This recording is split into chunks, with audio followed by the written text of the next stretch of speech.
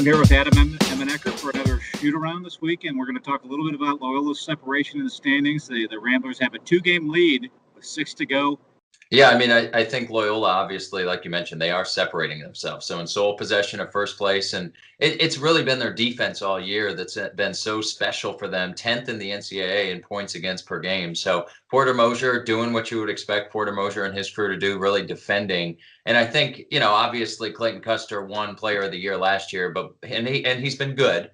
Both Cameron Krutwig and Marcus Towns have been really, really good. I think, you look at Krutwig, he just keeps showing his versatility and growth. Had a couple 22-point games to end January. He's averaging 10 rebounds per game over his last 4, making really big plays for them, especially down the stretch late in a lot of those contests. And Marcus Towns, I mean, just a high efficiency on offense. He's had 10 straight games where he's been over 40% shooting. And for a guard, that's pretty darn good. And of course, the big outing, 32 points, 8 rebounds, 5 assists against Drake. I think Loyola is going to continue to roll through conference play and be first. But man, we got a mess underneath that, don't we, Mike?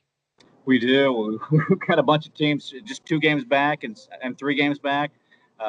Who's going to emerge from that mix of teams jumbled in the middle? Yeah, so it's funny. You look between 2nd and 8th. And only 2 games separates them, right? Every team is just 1 or 2 games, either north or south of 500. You look at Illinois State and their 5 league losses. It's Sunday night right now. We just saw the second time Illinois State has lost to a half quarter. I think what that triggers for any coach is every time they're telling their players, listen, every possession matters. You can't take a play off. You can't take a possession off or miss an assignment because it might come back to bite you. Got to imagine Dan Muller's thinking that after 2 half-court buzzer beaters ending games and losses for them within league play. And the 2 other teams that are up there with them, how about Missouri State really slowing things down on the offensive side? And Coach Dana Ford, he's got their stingy defense really working. How about 2 times holding opponents to 30 points? In the 30s, that is not common in a Division I basketball game. With Valpo and SIU at 6-6, they've been a little bit up and down. I think Valpo has a roster that could be really dangerous. And then Bradley and UNI at 5-7. How about the turnaround? Coach Brian Wardle, this team was 0-5. Now they're 5-2 since then and playing much better. Talking to Coach Ben Jacobson the other night playing when the Northern Iowa was playing against Drake, he just said, this Bradley team, it's not even the same team we saw at the beginning of the year. They are playing with a much different energy. I'm really interested to see how they play coming up with a home test against Loyola, who they've yet to see this year, and how those 2 kind of battle it out.